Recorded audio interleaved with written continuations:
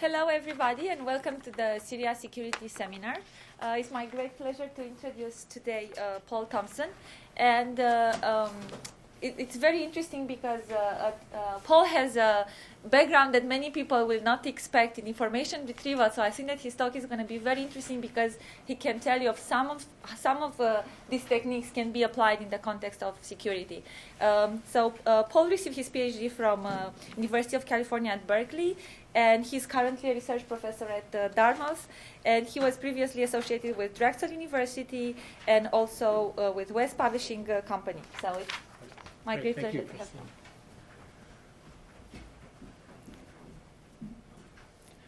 Okay, today I'm going to talk about semantic attacks and security.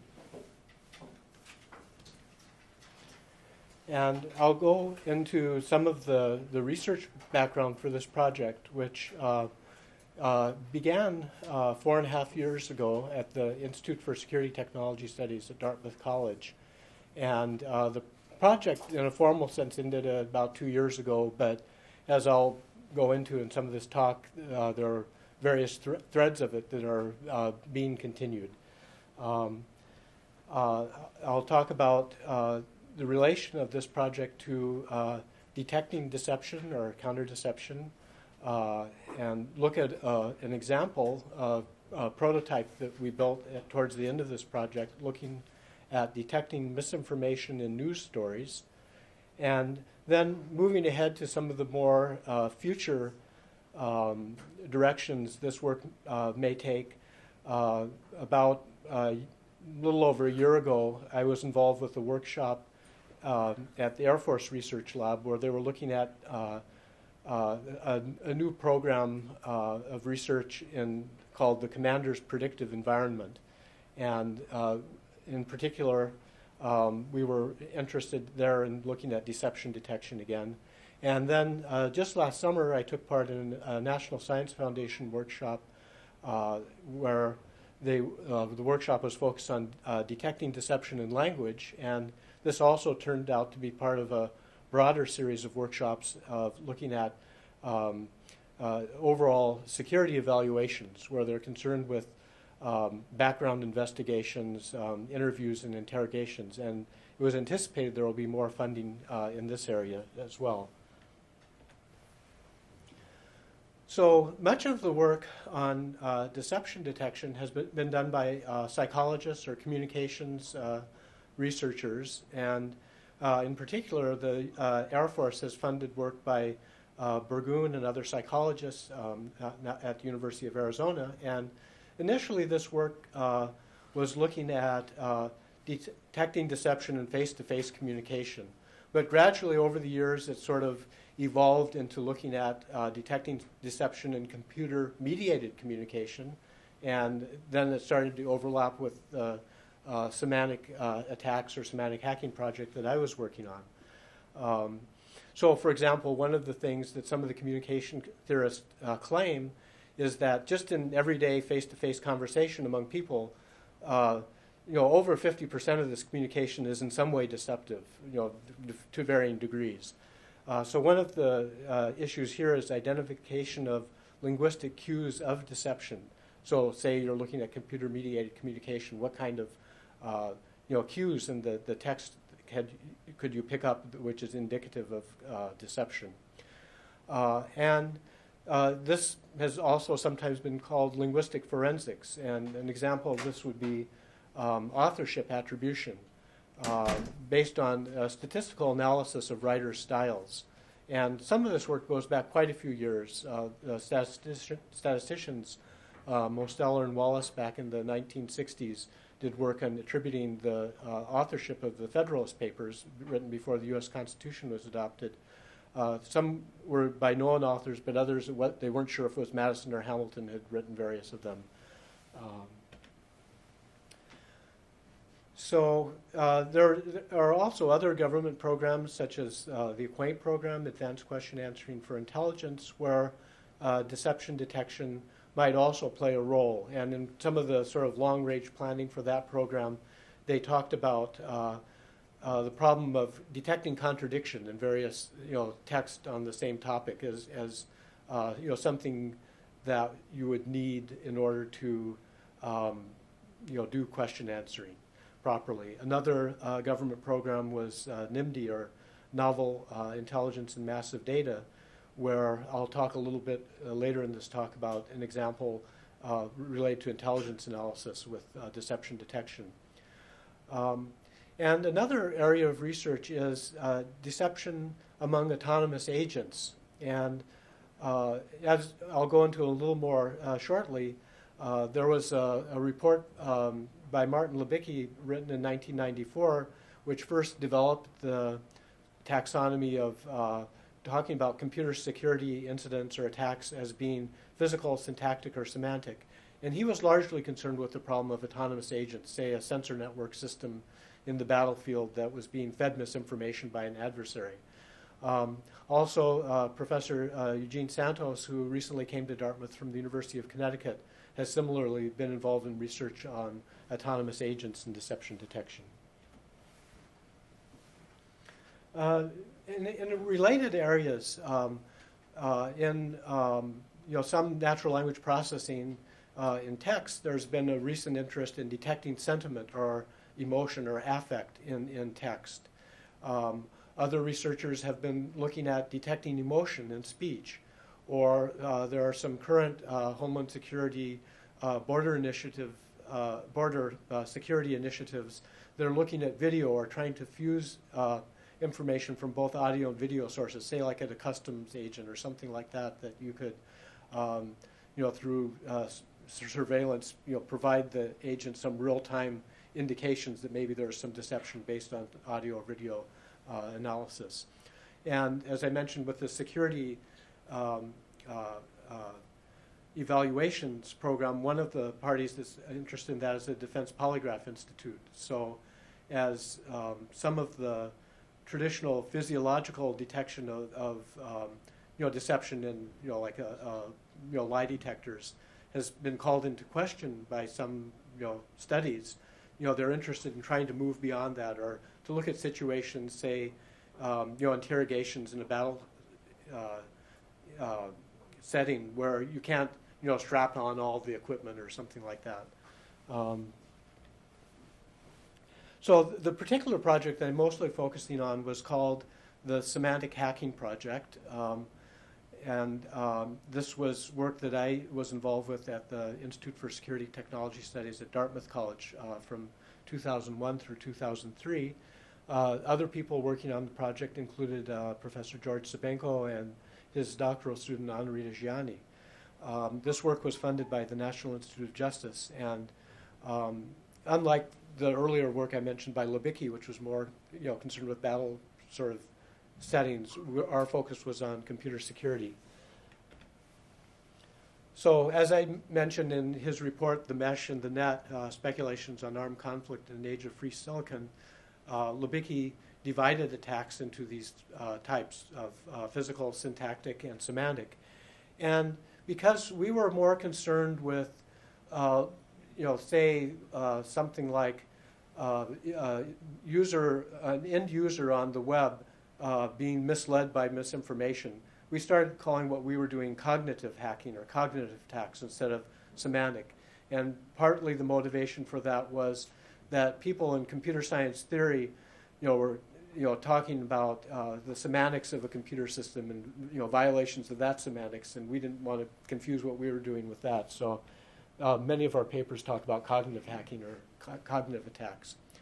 But in a broader sense, you can look at this as really perception management. And so this has been around for a long time. I mean, thousands of years, not just since computers.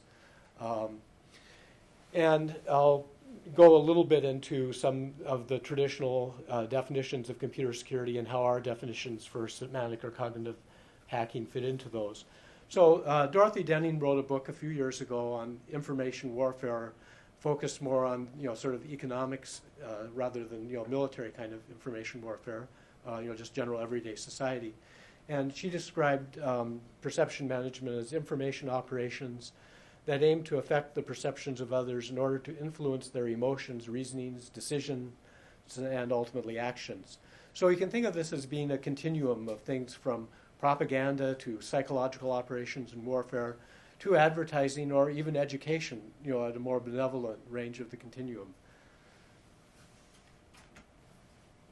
And so these are just some related concepts of, from propaganda through advertising. You hear a lot about social engineering, and the first time we talked about this at a conference, people said, well, isn't this just social engineering that you're talking about? So we tried to come up with this example saying that, yes, there's some overlap, but really we're looking at something slightly different at least. So often in social engineering, somebody is trying to trick you into giving you a password or social security number, for identity theft, or just logging on to a computer system under your identity. And so that people have done studies where they offer a free ballpoint pen in exchange for the password or something like that, and the people often comply with that. But what we're more interested in is not just tricking somebody to get the password, but rather something where the computer system itself is used as an instrument of conveying that message to get the user to take some action. And I'll go into more detail about a typical example we looked at, which was a pump and dump scheme. And this is a scheme where someone's trying to manipulate the price of a company's stock, say by posting misleading postings in a discussion group on the web. And as a result of that, people buy or sell a stock, and the person perpetrating the fraud can make a profit on that. And so this is just sort of graphically representing Libicki's sort of taxonomy of physical attack, something just literally destroying the hardware, versus syntactic attacks, which you can think of as most of the sort of traditional areas of computer security, the things like viruses and worms and denial of service and so on. And semantic attacks, on the other hand, being things more like misinformation or maybe website defacement, spoofing, and so on. And another related area is information warfare or information operations in a military setting. So one very traditional definition in computer security that was stated in this 1981 paper by Carl Landwehr is information contained in an automated system must be protected from three kinds of threats: the unauthorized disclosure of information, the unauthorized modification of information, and the unauthorized withholding of information, also sometimes called confidentiality, integrity, and accessibility. This definition originally came out in the context of sort of multiple classification level message handling systems. And in today's sort of web environment, e-commerce and so on, in a lot of ways, and many of the examples we'll talk about here, they don't really violate any of these sort of three threats. So things have changed in some ways in terms of what we would consider sort of semantic, kind of attacks. So the definition we ultimately came up with in this project for cognitive or semantic hacking was a networked information system attack that relies on changing human users' perceptions and corresponding behaviors in order to be successful.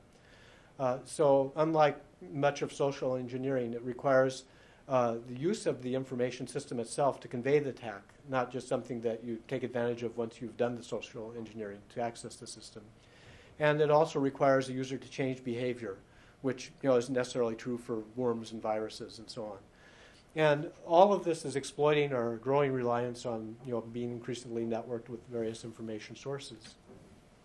So as a concrete example of this kind of pump and dump scheme I mentioned, in November '99, two UCLA graduate students and one other collaborator purchased nearly all of the shares of a bankrupt company, NEI WebWorld.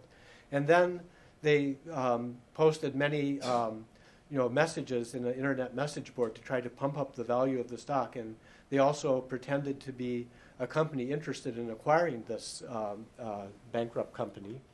And as a result of this, in one day, the value of this stock increased from 13 cents a share to $15 a share.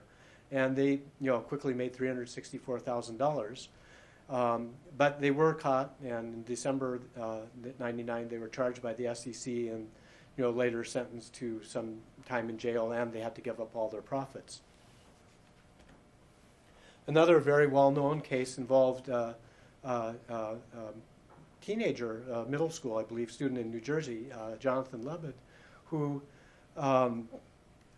did similar manipulations, but each time made large profits. But one of the interesting things about this case was, even though the SEC was very interested in prosecuting him, they eventually settled out of court, and he was allowed to keep about 500,000 of his earnings, because it was very gray area of the law. So in some way, he could say that what he was doing wasn't that different from some kind of stock professional that's just giving advice on the internet, despite the fact that he was 13 or 14 years old at the time he started doing it.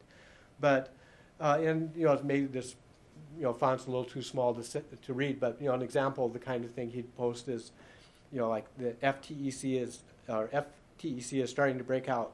Next week this thing will explode. Currently it's trading for just 2.5. I'm expecting to see 20 very soon. Let me explain why, and so on and so on.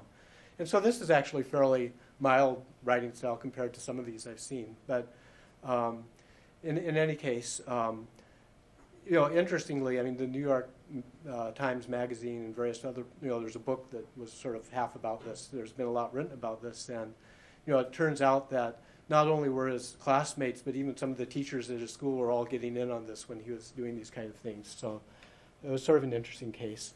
Another example was Emulex, where Mark Jacob had shorted these shares in Emulex, but the stock rose, and so he lost money. And so he, I guess, had formerly worked at this Internet Wire, and he still had an account there. He sent out a false press release claiming that this corporation was being investigated by the SEC, being forced to restate 1998-99 earnings, and as a result of this manipulation, made $236,000. So there is sort of economic perspective to these kind of manipulations, and you can tie this into work in software agents or even economics work on theory of the firm. And so one of the things we were looking at was value of information. So in one of these, imagine you're a day trader and you see one of these news postings. And if this is valid, sort of true, reliable information, it's very important to act on it the second you see it and make a huge profit. But if somebody's manipulating your perception, you could lose everything by that quick action. So what we were trying to come up with were countermeasures that, someone in this situation might be able to, very quickly get some sense to whether this information was reliable or not, before acting. But on the other hand, the longer you delay, the longer it takes to, confirm that information, the more you potentially, the less your profit would be. So just as in the battle space that Libicki talked about, as systems are becoming more and more automated, and you're relying on information from various sensor networks and so on, just in the modern firm, there's more and more automation, and it's much easier to manipulate that information flow through misinformation.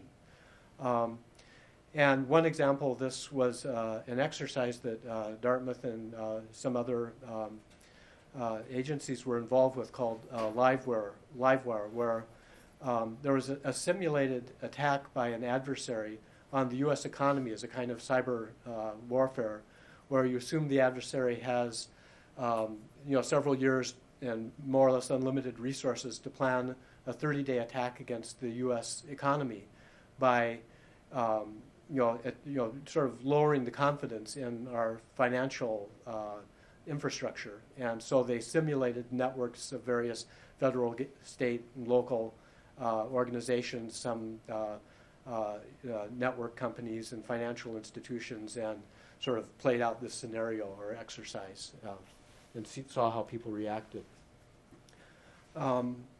So in sort of traditional economic theory, there's the assumption that that all the players have this perfect costless information. But in reality, it's not like that. Information isn't perfect. There's a cost associated with information flow. at the same, and so this is sort of this theory of the firm, which people were writing back in the 1920s. But as I was saying, as things are becoming more and more automated in firms, this overhead's being reduced, and the information can flow more readily. But at the same time, these systems are more vulnerable to these potentially to these semantic attacks. So one of the things we looked at was based on this horse race example from this information theory book. So you assume there are two horses in a race. Could be N horses, but here we're just talking about two. So you have a cognitive hacker, or who wants to lure an indecisive gambler or investor, say in one of these pump and dump schemes, to invest money on false prospects. So we were trying to show how, by manipulating the person's perception, what was sort of the most profitable way the semantic attacker could make this attack. So first, the attacker has to convince the investor that it's worth taking part in this game, and then manipulate the person to invest in a certain way. And so this is from Cover and Thomas's Elements of Information Theory. There are N horses in a race. Each horse I is assigned a probability pi of winning the race, and each horse I is assigned an odds, signifying the gambler would bet bi dollars on the horse I and win bi times oi dollars in case of victory, or suffer total loss in case of defeat. So W is defined as the doubling rate function, where after K plays, the expected value of the gambler's assets are 2 to the WK. And so we just did some sort of simulations showing, okay, for sort of 1 unit of effort of manipulation of perception, where do you get the biggest payoff in terms of manipulating the perception of the victim. So applying this to the Emulex example that we just talked about, sort of the two types of manipulations that the Jacobs could have done were, on the one hand, to say something misleadingly positive about the company, like a successful new product release is imminent, or something misleadingly negative. In this case, the company is under investigation, and so on. And of course, it was the second that Jacobs took. So the next thing we did after sort of coming up with a lot of examples like this and sort of classifying them as different types of semantic attacks or cognitive attacks is we began to think of what possible countermeasures there could be to these attacks. And we divided these into two general categories of countermeasures. Those where there's just a single source of information. So you can't compare this misleading or possibly misreliable information to other sources of information. So there you have to worry about authenticating the source. We also talked about something called information trajectory modeling, or Ulam games. And I can come back to this if any of you are interested, but maybe in the interest of time I'll sort of skip over these for now. And then another type of situation is where there are multiple sources of information. So you could try to look at techniques such as the reliability of this source, or do collaborative filtering or recommender system type of technology to compare what other people say about this source, or what other sources are saying about this information. We didn't develop it. We were looking at Byzantine generals type models. We also considered things like collusion of information sources. So, in general, if you have multiple accounts of the same event happening, typically they're not all going to agree exactly with each other. But if you did see maybe almost identical agreement, on the one hand, maybe that's just because all these sources all got their information from the same original source, but it may be that they're conspiring with each other and collusion's going on. And the other sort of techniques we're looking at are linguistic analysis, which I'll say a little bit more about. So going back to some of the earlier measures, authentication of source would just involve due diligence in identifying the information source and ascertaining its reliability, looking at sort of traditional computer security kinds of things like certification, public key infrastructure sort of technology, and so on, or over time being able to build up rating and reputation systems such as, say, eBay uses to help establish trust in a particular source of information. The idea behind the information trajectory modeling was, maybe you could build a statistical model of how you expect the data to look. And a good example, I think, of this is in weather forecasting, where on the one hand you have all this historical data, maybe going back 100 years, and more recent weather of just the last day or so, and they use supercomputers to build sort of elaborate models of this to try to predict the next day's weather. And similarly, financial analysts try to predict movement of stock prices. So especially in these pump and dump schemes, often they're manipulating very low cap stock price, and you could imagine it may be possible to build a model where if you see some real huge deviations from what's expected, at least it's indication that maybe something is amiss, some kind of manipulation is going on. And possibly something like this running in the background could alert people to something like these sort of pump and dump scheme manipulations. And this was just what I already talked about in terms of the collusion and so on. And similarly with collaborative filtering or reliability, you elicit feedback from users to try to get an idea of the reliability of an information source, like something like eBay. But some of these are fairly easy to overcome, though. So, and there have been examples of this, like on eBay, where people have built up a reputation as being a good, trustworthy trader by engaging in a fair number of relatively small transactions, and suddenly just pull off a big, major fraudulent transaction. And this model we didn't really develop, but I could say there's a message communication system with reliable and unreliable processes. These are the generals. Generals are plotting a coup. The reliable generals intend to complete the coup. The unreliable will betray the coup. So we thought we could apply this to some kind of, say, an e-commerce broker evaluating the reliability of sites before committing to a transaction. And this collusion of information sources I've already talked about. So because of some of my own background, as Christina mentioned, I've worked in information retrieval, but also in information extraction or natural language understanding. So I was sort of immediately gravitated to some of these more linguistic cases. So I mentioned the authorship attribution. And there was some interesting work a few years ago by researchers at IBM Watson Research where they tried to use some statistical analysis to do, looking at a situation where you have some anonymous postings in a web discussion group.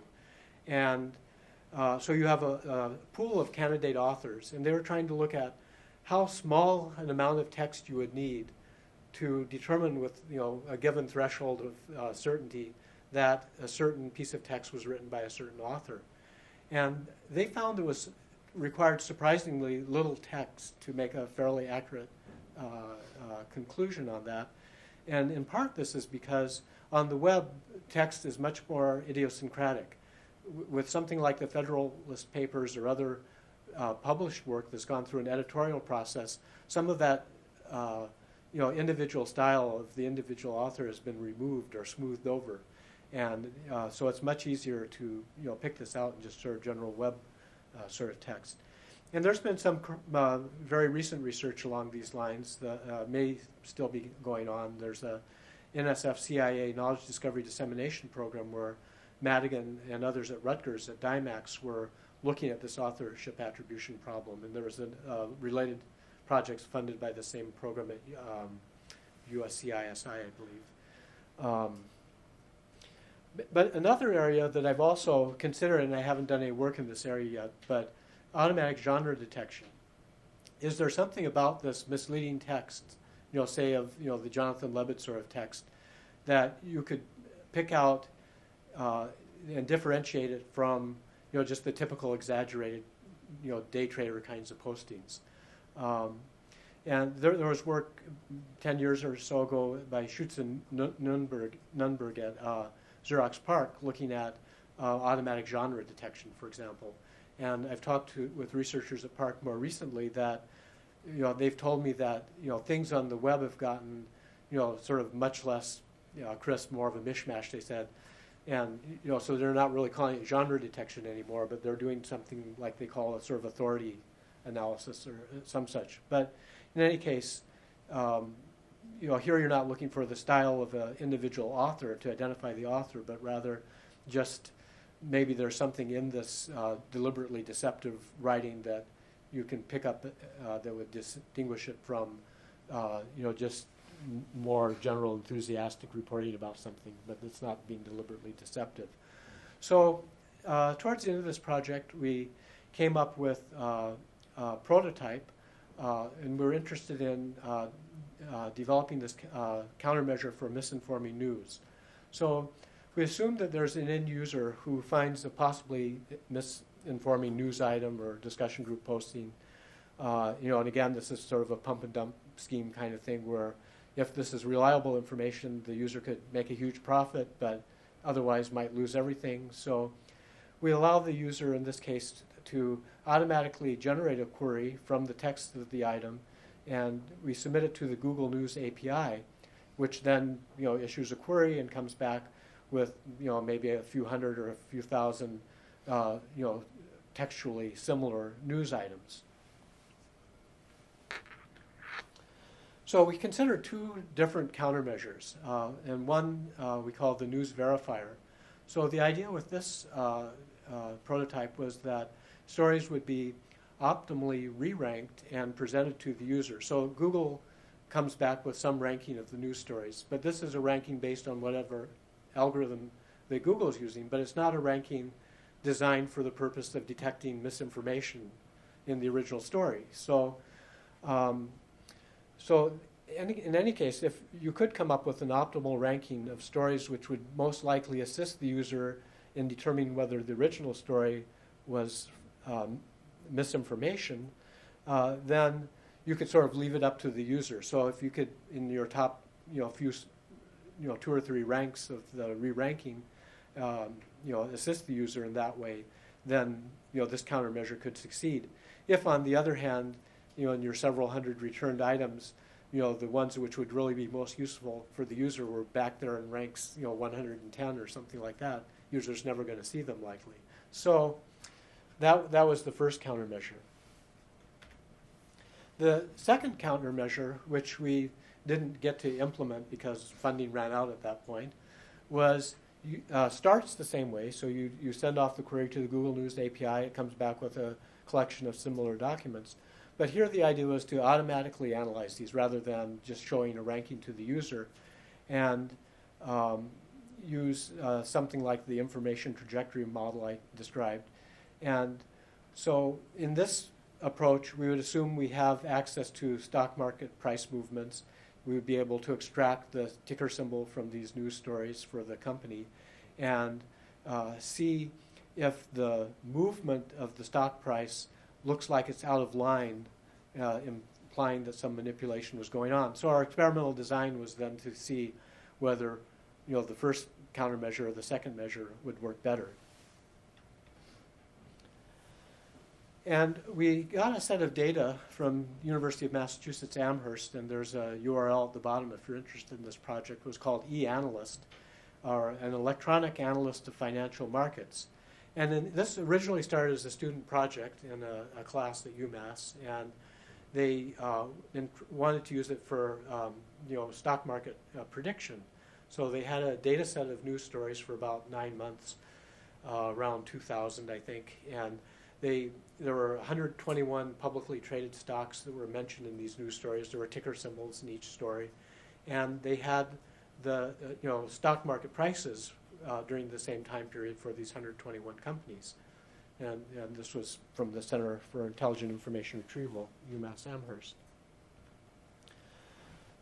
And so they used a data mining algorithm, something called activity monitoring, that was used for cell phone fraud detection, developed by Fawcett and Provost, where they're monitoring the behavior of a large population of interesting events like cell phone fraud requiring some kind of action. And they were applying this to this sort of stock market prediction And so they were able to look at this as a time series because they had the timestamps on the news articles and, and the stock market price and so on. And I guess going back here to this project for a minute. So in my own earlier research, I developed an algorithm for probabilistic information retrieval that would be called like a meta-search algorithm in today's sort of terminology. So we implemented the Lucene open source search engine and the Lemur probabilistic language modeling approach to information retrieval system of CMU and UMass Amherst, and combined those two. So we had this original set of documents returned by the Google News API, the Google ranking, the rankings of these other two search engines. We used my combination algorithm to get a combined ranking, and you could then, if the user was willing to take that long to do it, have the user provide relevance judgments for the first few documents looked at and use those to adjust the weights and do a re-ranking. You could also use this sort of machine learning algorithm to learn over time. And in this way, you could, determine, you could sort of, I guess your system could adapt to, produce rankings that were optimal for, doing this disambiguation rather than just the sort of relevance-based, for the purposes of document retrieval algorithms that presumably Google, Lucene, and Lemur use. Okay. So now broadening the scope of this work, another area besides these sort of pump and dump schemes where there's interest in this kind of deception is in the intelligence community. So there's this idea of denial and deception. So, for example, there's the Foreign Broadcast Information Service, which collects news from around the world to support open source intelligence analysis. And clearly misinformation could be planted in these stories intended to mislead analysts. And in more recent years, the FBIS is going beyond traditional sources of broadcast news and text and so on to collect more and more information from websites. And so, again, there's more chance for this sort of denial and deception and an interest in being able to detect this deception. Then, starting in 2003, the National Science Foundation and the National Institute of Justice started a new annual conference called the Symposium on Intelligence and Security Informatics. And the rationale behind this was, just as we talk about things like bioinformatics or medical informatics, they claim we need a new scientific discipline of intelligence and security informatics. And I've been involved with this conference and only attended the first one, but at the first one, there were keynote speakers that were associated with the same program I mentioned earlier, the Knowledge Discovery and Dissemination. And so with my background in document retrieval or information retrieval, it occurred to me that what would make this kind of informatics, one of the key factors that makes this difference from traditional, say, legal or medical or scientific informatics is, while you have occasional fraud in science and so on, for the most part, you take information at face value. But clearly in intelligence and security informatics, that wouldn't be the case. So you would be concerned with detecting deception and misinformation and so on. And it also occurred to me, some of my advisors in graduate school, besides working on probabilistic information retrieval, also developed models for utility theoretic retrieval. So instead of trying to predict the probability that a given document will be relevant for a particular user based on the features of the user, their information needed in the documents, instead you try to predict the utility this document would have for this user and rank according to utility. And I think that could also apply in these kind of situations. So it may not be, maybe it's less important that this document is on this topic as being able to know whether it's misinformation or reliable information. And even if it's misinformation, if you can detect that, it's still useful to know that. It might be have very high utility, in fact. And then getting back to Libicki's original concerns, clearly there's a large role for all of this in software agents and warfare, semantic attacks, information operations, and so on. So a little over a year ago, I was involved with a workshop at the Air Force Research Lab where they were planning a new program, which some of the BAs are just starting to come out for now, for the commander's predictive environment. And we're looking at detection, deception in that area. And more recently, I've started working on a project at Dartmouth called, well, there are systems called adversarial intent inferencing. I guess the project's called adversarial reasoning. And one of the issues that we're looking at is not just deception at sort of the low level of an individual document or an individual face-to-face communication, whether in text, audio, or video, but how does this all play potentially into a larger, more strategic deception? So you think about things like in World War II when, the Allies are trying to conceal from the Germans that, D-Day invasion is going to take place at, Normandy. And so there are all kinds of elaborate things done to convince the Germans that it was going to take place somewhere else or a different time and so on. So we're interested in this idea of how can we achieve some kind of vertical integration between the low-level deception we may pick up and sort of map that into a more strategic deception that may be going on. And this is just still at sort of the speculative stage. We haven't actually begun doing this sort of work yet.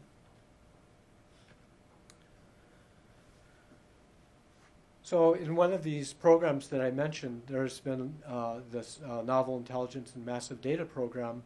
All of the participants in this program were expected to read a book by Richard Hoyer on the psychology of intelligence analysis, where he develops a model called analysis of competing hypotheses, where if you're considering some hypothesis, and you could say maybe this is similar to the scientific method, so you consider all the possible hypotheses, you gather evidence on favor of the different hypotheses, weigh them, and come to your conclusion.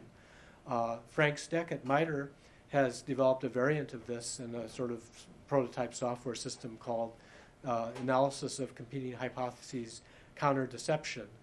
And with Professor Santos at Dartmouth, we're also developing a system which we intend to apply to some of the same examples that Steck discussed, such as the Battle of Midway during World War II. So Steck, in turn, based his theoretical approach on a number of other earlier investigators.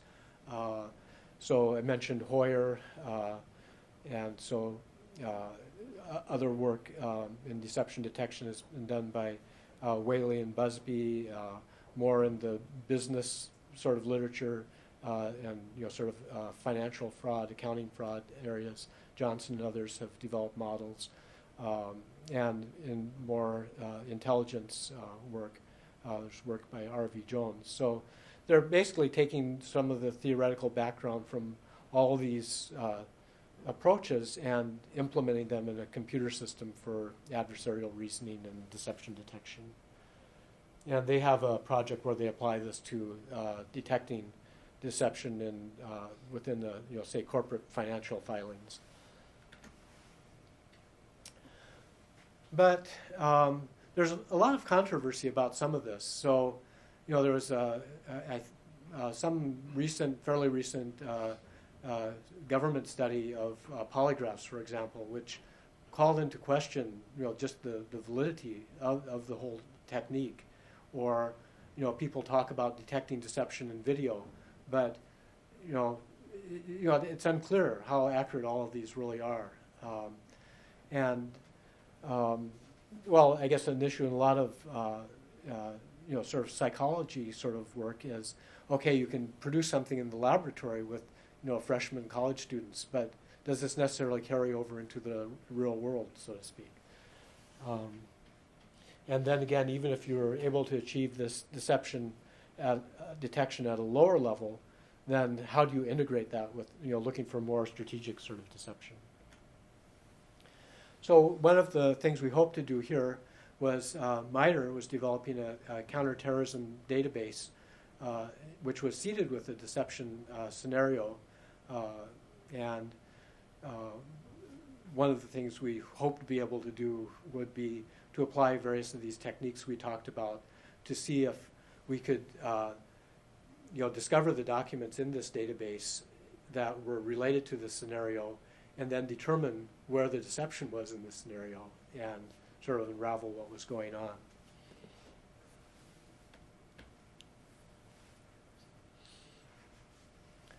So going back to this commander's predictive environment, we want to be able to, like say in a military setting, improve the understanding of the operational picture, be able to characterize and predict likely future events in the planning and execution process. So this is something to supporting the commander, and understanding the impact of decisions today. And in order to do all of this, you can't just assume you can take all of the information that's coming in through your sensor systems or intelligence reports at face value and just fuse the information and act accordingly. You have to actively consider that there's going to be deception and trying to deal with that. So currently, I'm working on a project with Eugene Santos where we're trying to model an adversary using a Bayesian belief network representation where we have nodes representing the goals, axioms, beliefs, and actions, both of, well, basically we're modeling the adversary, so sort of the red group, and we're trying to infer the adversary's intent based on observations, and this intent can include deception. And we're trying to work up an example for this based on the Korean War and the Chinese intervention in the Korean War. And on the one hand, it doesn't seem like necessarily the best example because there was a lot of evidence that the Chinese were going to intervene. They weren't necessarily concealing that. And I think MacArthur just thought it wasn't worth considering, and everybody sort of deferred to his opinion, and the intervention happened. But as we're digging deeper into it, as in all sort of battlefield situations, there's always deception going on. And we think there are more strategic deception in this example that we can work with also. And of course, one reason for looking at the Korean War is it's long enough ago that this is information is more readily available than, say, something more recent. So let's see. I think we're sort of drawing close to the closing time. Maybe I should pause and ask if there are any questions at this point. Yes? So I think a very good source of information would be looking at poker games. Yes. It is right. A deception game. Right. Well, in fact, Whaley, in one of his books he wrote on deception, he does talk a lot about games and magic tricks and things like that as well. As sort of prototypical examples of what he's looking at. Good point. But you have to ask them not to, where the sun lies. If you look at some of the things that you can see on TV, like you see that they're always wearing glasses. They have like big hoods, so you cannot read much from their expressions, for example. Right. Right. So there's not many observations you can see to try to determine intent. Yes, Victor? Two brief comments. One, it's interesting that you, unless I missed it, you never mentioned the name of Paul Ekman, and I'm happy that you didn't. Right. This is a psychologist who claims that he can detect deception just on the basis of facial expressions. Right. I think I had facial expressions on one of the slides, but I didn't say it further. And right. That is, of course, a very overextended claim. Basically, he says that when we lie, we roll our eyes and sweat profusely. He hasn't met me personally. His database was not complete. I come from the Soviet Union, so I lie professionally. Christina understands it also. Eastern Europe. The other thing that I wanted to mention is not an omission. I know that Paul is very familiar with CERIAS work in semantic forensics, and semantic forensics was mentioned on one of the slides, but I look around the room, I'm not sure that this group is aware that we have led the meaning-based strength in this kind of research. Most of the work that Paul is talking about is based on formal criteria, keywords, Boolean, algebra, Bayesian, frequencies and stuff, and marvelous work has been done there. All of that hits the semantic barrier, that is, humans detect deception on the basis of understanding things. And we have that capability here due to the resources developed at CERIAS, thanks to excellent people like Reasonable. Right. Next to me. We reported that at our annual research symposium. And anybody who's interested, talk to us. So maybe they should all try to come to the next symposium, which should be, I think, pretty soon, like March or April. Well, we talked about semantic forensics. Did we talk about forensics? Yeah, I think we did. But also in this connection, I don't know whether I mentioned it to you. I will talk about it over dinner. I'm consulting for a new search engine development called Hakia.com, which is meaning-based and credibility ranking, independent of Google, God forbid, or whatever, but based on pretty much semantic forensics, is built into it. So there is a silent beta release right now, which already outperforms Google 10 to 15% in terms of performance, but ontological semantics is not hooked up fully there. In later versions, every single